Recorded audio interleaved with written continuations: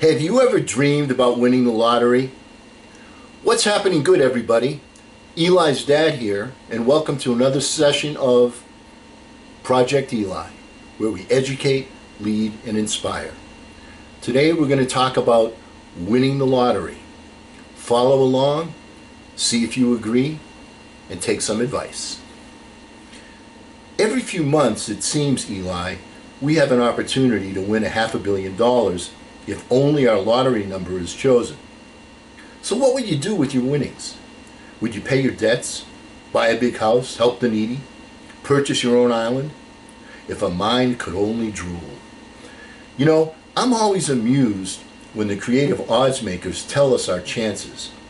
My favorite one is the odds of being struck by lightning while you're drowning.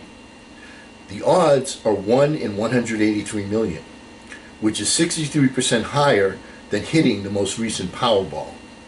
I'm sure that we would all be grateful to Providence too. Most of us could finally keep the promise to tithe because there wouldn't be any excuses to prevent us from doing it. Well, I got some unbelievably good news for you. Congratulations! You've won the biggest lottery of them all. The odds of your birth are 1 in 400 trillion. That's a 4 followed by 14 zeros. Trillion. What are you doing with your winnings? You ungrateful wretch? I mean, life is better than money, isn't it? If you were to ask a rich dead person that question, they'd be so flustered they wouldn't even give you an answer. May I volunteer to be your financial advisor in this matter? I have references. I've been in the same position you're in. My experience tells me that we must look at your situation in a positive light with a unique paradigm. Quite simply, life gives you opportunities. Don't be a miser. Use your tools and take advantage of what works. Now, I must confess that at one time in my life, I was po. I couldn't even afford the last 2 letters. As an impoverished individual, it became necessary for me to purchase reconditioned tires, and that enabled me to keep my Rolls Royce operational at a functional level. The story of my life, surviving at a functional level, stuck in the mud, paycheck to paycheck existence. Then I got lucky. Not. I started answering the help wanted ads in volume. I found a mentor.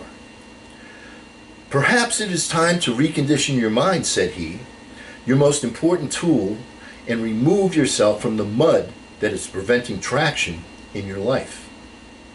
Here is his life-changing advice. In order to do something you've never done, you've got to become someone that you've never been. You must have a vision of yourself beyond your circumstances.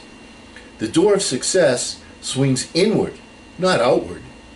Having new goals without new habits is like buying a new car without wheels.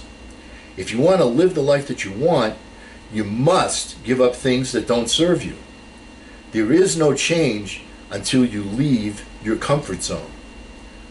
Unquote. Additionally, you must know specifically what you want. A rudderless ship never reaches port. Clarity is essential. Most people do this and do that and do this and do that, and then when they look down, all they see is a pile of doo-doo. Stop looking for something to do and start looking for something to be. Everything changes when you decide to make a life instead of a living. Life is happening for us, not to us. Many people don't know how to invest their time because they have never identified their unique purpose in life. What can make this situation livable?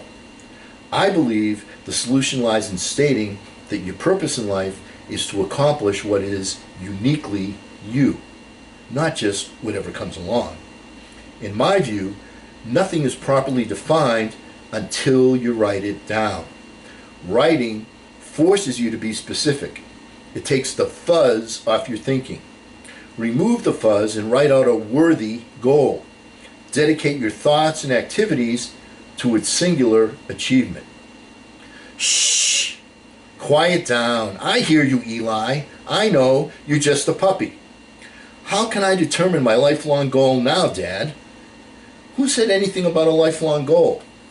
Find a worthy goal and pursue it relentlessly, physically, mentally, and spiritually. You'll discover the formula for achievement. You will become a more accomplished thinker and creator of ideas. And that's the first domino. And how do you create great ideas? How do you make them really happen? By taking action on them. Action is the great separator. It separates the rich from the poor, the winners from the whiners, and the ideas from the I did it's. Action gets things done.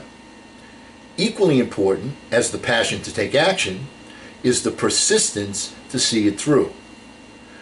The world is full of people with good ideas, Eli, but often the difference between those who achieve great success and those who don't is the persistence to overcome obstacles, resistance, and objections. Each action you take, successful or not, is the universe helping you to GPS yourself to your destination. Some people confuse flexibility with a lack of integrity. Don't. The universe does not call on the qualified.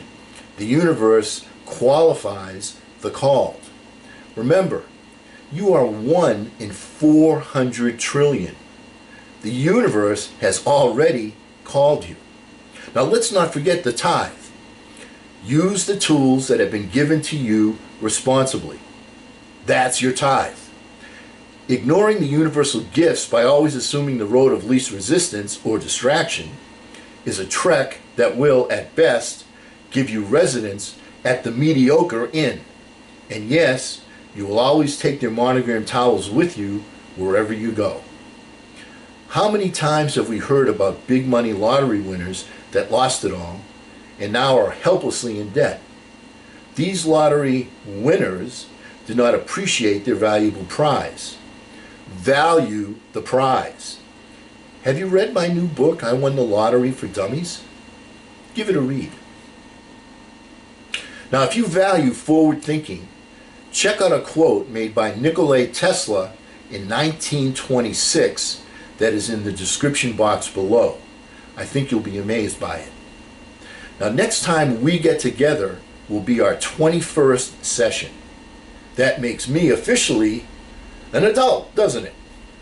To celebrate, we'll ask the musical question, are you a success seeker or a failure avoider? To ensure that you don't miss that, hit the subscribe button and ring the bell, and also let your friends know if you found value in this video, share it with them.